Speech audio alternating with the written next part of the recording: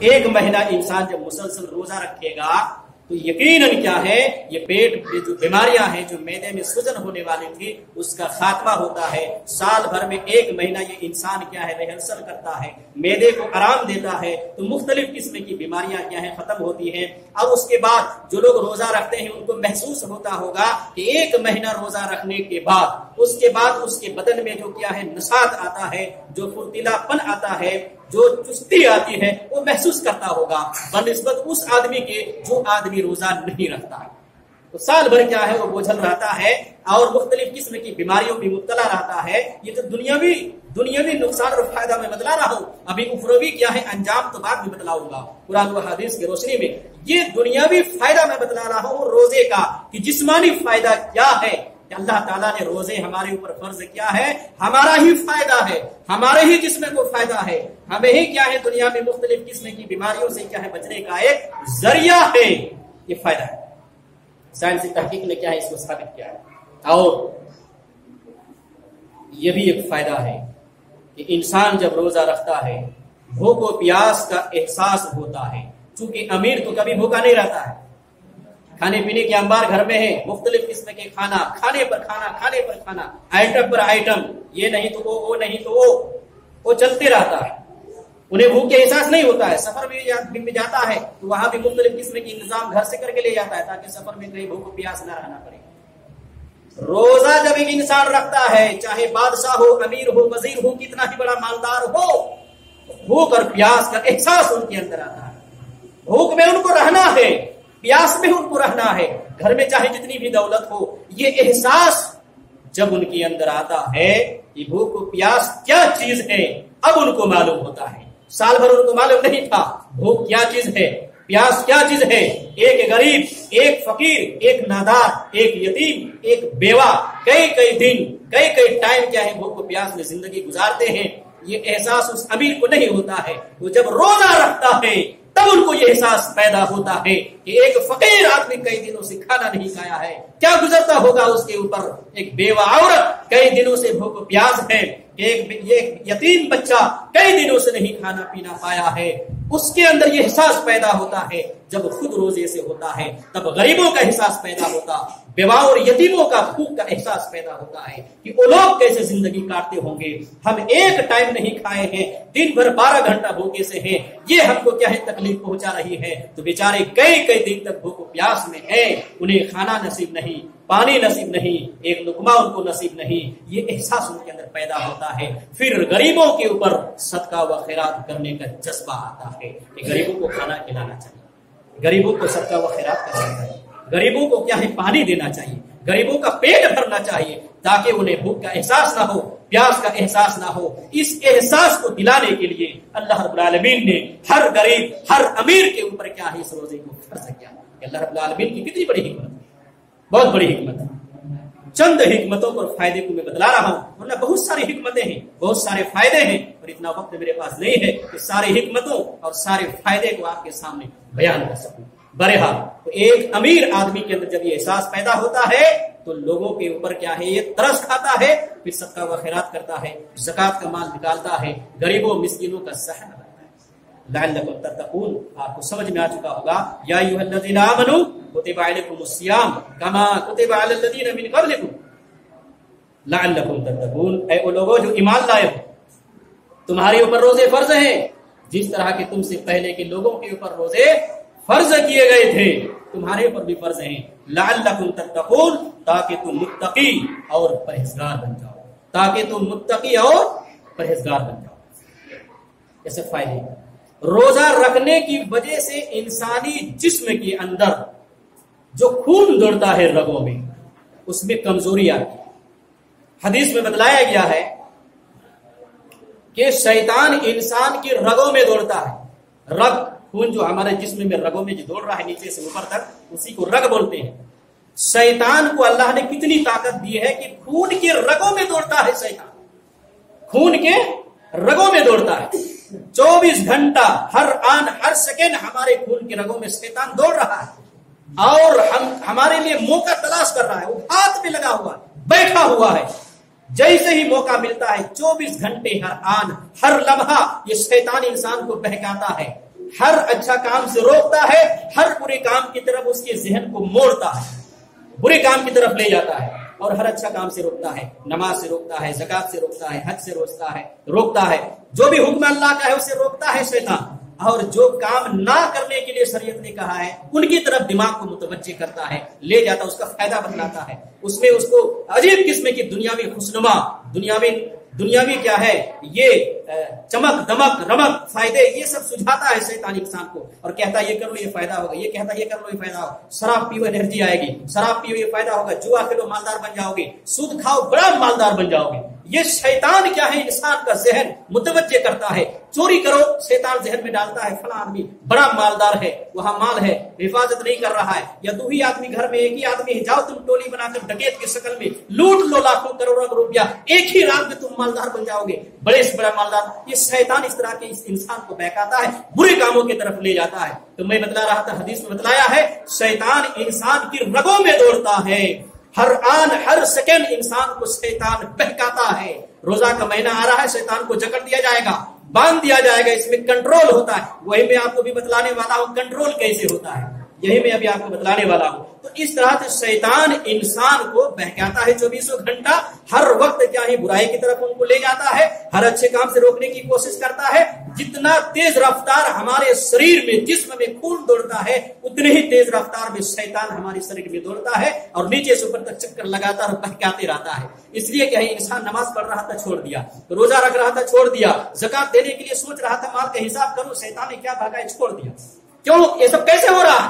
یہ شیطان سب کر رہا ہے، اور اس کے بہکاؤ میں آ کر انسان کیا ہے ہر آن ہر لمحے برائی کی طرف یہاں آگے بڑھتے چلا جاتا ہے۔ تو حدیث میں بتلایا شیطان کے رگوں میں دوڑتا ہے، روزہ رکھنے کی وجہ سے انسان کی خلیوں میں کمزوری آتی ہے، خون کی گردش میں کمی آتی ہے، جس اسپرٹ سے خون کیا ہے جسم میں دوڑتا ہے کمی آتی ہے، رگیں کیا ہے سوکھنے لگتی ہے، وہ خلیوں میں تنگی پیدا ہو جاتی ہے، جن خلیوں میں شیطان دوڑتا ہے اس میں کمی آتی ہے۔ اب شیطان کیا ہے اس رمضان کے روزے میں انسان کی رگوں میں اس طرح سے نہیں دوڑ پاتا ہے جس طرح سے کیا ہے سال کے باقی دنوں میں دوڑتا ہے اس انسان کے جسم میں جو انسان روزہ نہیں رکھتا۔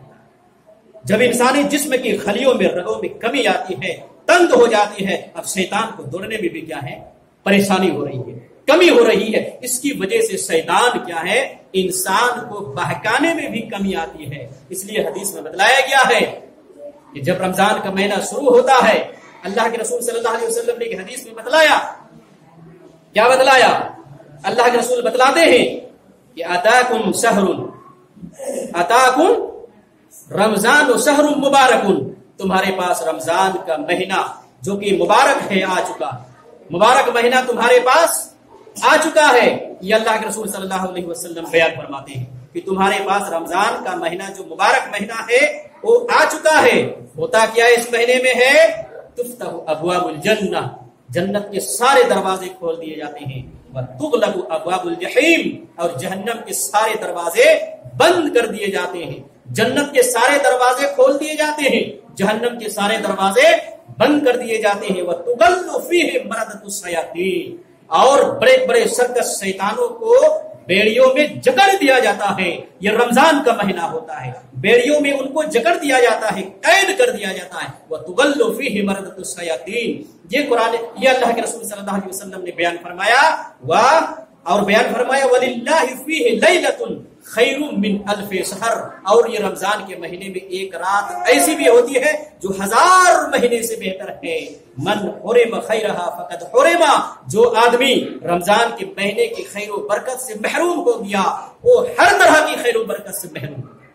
جو آدمی رمضان کے مہینے کے خیر و برکت سے محروم ہو گیا وہ ہر طرح کے خیر و برکت سے محروم ہو گیا۔ یہ اللہ کے رسول صلی اللہ علیہ وسلم نے بیان فرمایا ہے کہ رمضان کے مہینے میں جنت کے دروازے کھولے جاتے ہیں، جہنم کے دروازے بند کر دیے جاتے ہیں۔ شیاطین کو، جو بڑے بڑے سرکس قسم کے شیاطین ہیں، ان کو بند کر دیا جاتا ہے، بیڑیوں میں جکڑ دیا جاتا ہے، پابندے سلاسل کر دیا جاتا ہے۔ اس کی وجہ سے شیطان انسانوں کو بہکا نہیں پاتا ہے۔ اس لیے رمضان کے مہینے میں کیا ہے لوگ زیادہ تر عبادت کرتے ہیں، زیادہ تر لوگ برائیوں سے اپنے آپ کو روک لیتے ہیں، اور بہت ہی کیا ہے جلاد قسم کے لوگ ہوتے ہیں وہی رمضان کے مہینے میں گناہ کا کام کرتے ہیں اور روزہ بھی نہیں رکھتے ہیں اور دوسرے کیا ہے برے کاموں میں کیا ہے مصروف رہتے ہیں. تو بڑے بڑے شیطانوں کو اللہ رب العالمین جکڑ دیتا ہے. تو اس کے باوجود رمضان کے مہینے میں کچھ برائیاں ہوتی ہیں لوگ کرتے ہیں. کیوں؟ بڑے بڑے شیطانوں کو اللہ نے باندھ دیا ہے. اس سے پتہ چلتا ہے کچھ چھوٹے قسم کے شیطان ہیں ان کو نہیں باندھا گیا ہے یا سبوں کو اللہ تعالیٰ نے باندھ دیا ہے. لیکن سال بھر کی 11 مہینے شیطان نے جو انسانوں کو بہکایا ہے وہ ایک عادت بن چکی ہے انسان کو گناہ کام کرنے کی. تو یہ عادت جو ہے انسان کے اندر جو بن چکی ہے اس عادت سے مجبور ہو کر انسان رمضان کے مہینے میں بھی وہ برا کام کرتا ہے. شیطان تو کیا ہے جکڑا ہوا ہے لیکن شیطان نے انسانی جماعت میں سے کچھ لوگوں کو شیطان بنا دیا ہے کہ انسانی شکل میں وہ شیطان ہے. شیطان اگرچہ باندھا ہوا ہے لیکن ان کے چیلے شیطان نے کیا ہے تیار کر دیے ہیں. انسانی شکل میں ان کی یہ چیلے شیطانی کام کر رہے ہیں اور کیا ہے برے کام کو انجام دے رہے ہیں. یہ سب وجوہات ہو سکتی ہیں. تو بتلایا گیا کہ رمضان کا مہینہ مبارک مہینہ آ چکا. جنت کے دروازے کھول دیے گئے, جہنم کے دروازے بند کر دیے گئے, شیطانوں کو جکڑ دیا گیا. اور اس رات اس مہینے میں ایک ایسی رات ہوتی ہے اللہ تعالیٰ کے لیے جو 1000 مہینوں سے بہتر ہے. جو شخص کیا ہے رمضان کی خیر و بھلائی سے محروم رہا, روزہ نہ رکھ کر کے, عبادتیں نہ کر کے, اپنی مغفرت نہ کروا کر کے وہ ساری بھلائیوں سے محروم رہا. گویا کہ ہر طرح کی بھلائی سے وہ آدمی کیا ہے محروم ہو گیا. یہ اللہ کے رسول صلی اللہ علیہ وسلم نے بیان فرمایا. میرے بھائی بزرگوں دوستوں, قرآن کریم کی جو آیت میں نے تلاوت کی تھی اس کا ابھی ایک آیت کا ترجمہ میں نے آپ کو بتلایا ہے. ابھی بہت ساری آیتیں اس میں باقی ہیں جو رمضان کے تعلق سے کیا ہے تفصیلی انداز میں اللہ رب العالمین نے بتلایا ہے. انشاءاللہ تعالی اگلے خطبے میں کیا ہے ان کے تعلق سے آپ کو بتلایا جائے گا. اللہ رب العالمین سے دعا ہے کہ اللہ تعالی ہم تمام مسلمانوں کو صحیح معنوں میں رمضان مہینہ کی برکت, ان کی عظمت کو سمجھنے کی توفیق عنایت فرما. اور اللہ رب العالمین کو ہم سب کو توفیق دے کہ رمضان کے مہینے کا بھرپور ہم استقبال کر سکیں اور رمضان کا روزہ ہم میں سے ہر کوئی چھوٹا بڑا یہ کیا ہے ہم سب کیا ہے رکھ سکیں. اللہ رب العالمین تو ہمیں ان باتوں کی توفیق عنایت فرما. اللہ رب العالمین تو ان باتوں کی ہمیں توفیق عنایت فرما. تیری توفیق کے بغیر کچھ بھی نہیں ہو سکتا ہے. ہمارے اسلاف میں سے ایسے بھی لوگ موجود تھے کہ رمضان کے آنے سے 6 مہینے پہلے سے دعا کیا کرتے تھے, اللہ ہمیں رمضان کا مہینہ نصیب فرما, اللہ ہمیں رمضان کا مہینہ نصیب فرما, وہ خیر و برکت والا مہینہ ہمیں نصیب فرما.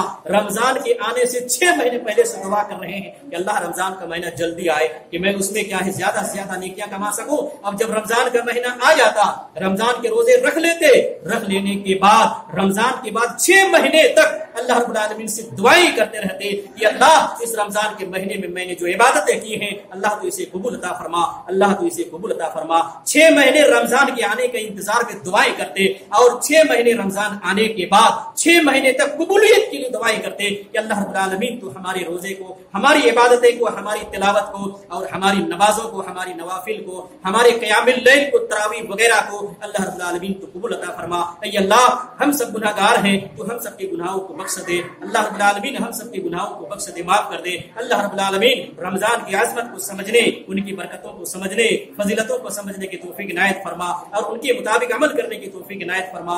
اللہ رب العالمین ہم میں سے جہاں کہیں بھی لوگ پریشان حال ہیں ان کی پریشانیوں کو دور کر دے. اللہ رب العالمین جہاں کہیں بھی مسلمان مظلومیت کی زندگی گزار رہے ہیں اللہ رب العالمین تو انہیں ظلم ستم سے بچا لے اور ظالموں کو اللہ رب العالمین کو ایسی سزائیں دے قیامت تک کسی پر ظلم کرنے کے تعلق سے سوچ بھی نہ سکے. اے اللہ رب العالمین ہم سب گناہگار ہیں تو ہم سب کے گناہوں کو بخش دے, معاف کر دے. ہم میں سے جو لوگ ایمان کی حالت میں دنیا سے جا چکے ہیں ان کی مغفرت عطا فرما. اے اللہ ہم میں سے جن کے والدین دنیا میں زندہ ہیں ان کی خدمت کر کے جنت حاصل کرنے کی توفیق عنایت فرما. اللہ ہم میں سے جن کے والدین ایمان کی حالت میں دنیا سے جا چکے ہیں اللہ رب العالمین تو انہیں جنت نصیب عطا فرما. اے اللہ ہم سب گناہگار ہیں تو ہم سب کے گناہوں کو بخش دے, معاف کر دے. ربنا آتنا فی الدنیا حسنۃ وفی الآخرۃ حسنۃ وقنا عذاب النار.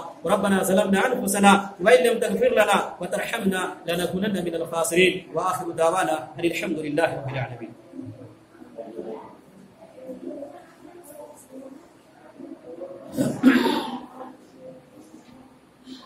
ان الحمد للہ نحمده ونستعینه ونستغفره ونعوذ باللہ من شرور انفسنا ومن سیئات اعمالنا.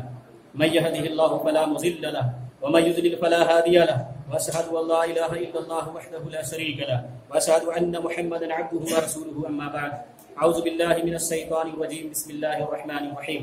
يا أيها الذين آمنوا صلوا عليه وسلموا تسليما اللهم صل على محمد وعلى آل محمد كما صليت على إبراهيم وعلى آل إبراهيم إنك حميد مجيد اللهم بارك على محمد وعلى آل محمد كما باركت على إبراهيم وعلى آل إبراهيم إنك حميد مجيد إن الله يأمر بالعدل والإحسان وإيتاء ذي القربى وينهى عن الفحشاء والمنكر والبغي يعظكم لعلكم تذكرون ولذكر الله تعالى أعلى وأعلى وجل وتم وهم وأكبر